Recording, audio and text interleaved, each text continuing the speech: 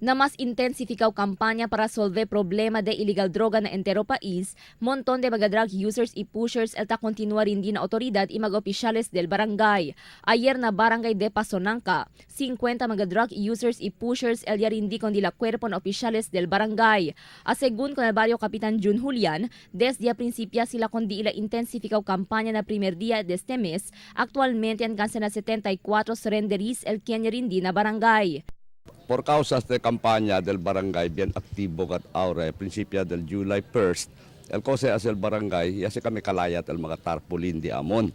Plantaw si mga tarpaulin, di después tabla kami con el mga drug users, pushers, and even drug lords si Chene na barangay, taman advice kami, man surrender or faced arrest.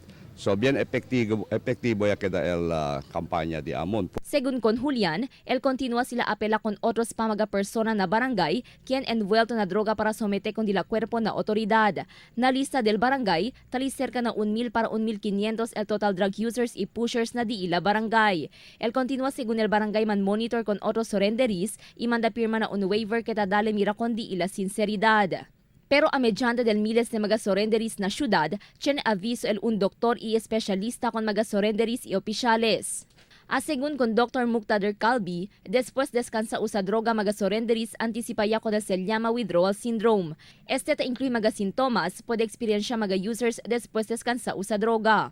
Debe según liaba con el mga users na espesyalista o doktor para el propio medikasyon. So, ang advice ko sa kanila, kailangang they need to see an expert pa rin because remember, di ba, itong mga drugs are addicting. Paminsan kasi kahit sabihin mong isa-stop mo na, pero tatawagin ka niya because you've been taking it for quite some time. Ang brain kasi natin, pag lagi mo na yung tinitake, hanap-hanapin niya. So magkakaroon ka ng mga withdrawal symptoms.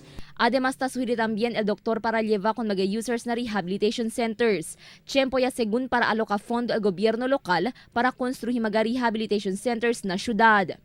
Yung mga na nag-surrender, kailangan pumunta pa rin sa specialista. Baka kailangan ng detoxification, no, lilinisan, or baka kailangan ng rehab. Kasi paminsan, kahit ayaw mo nang gumamit, pero ano pa rin kasi, magkakaroon ka ng withdrawal symptom kasi nasana yung brain mo sa gamot na yon. So, you need to see an expert.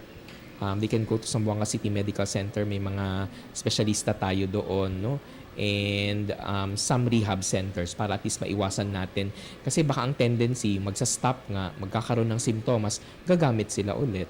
Además, fuera na barangay de Pasonanca, semejantes también esfuerzo ta conducir el otros barangay. Taapela mga barrio opisyales con mga users y pushers de droga na di ila barangay para rin din na otoridad na temprano tiempo. Cristel Almonia, Dateline Zamboanga.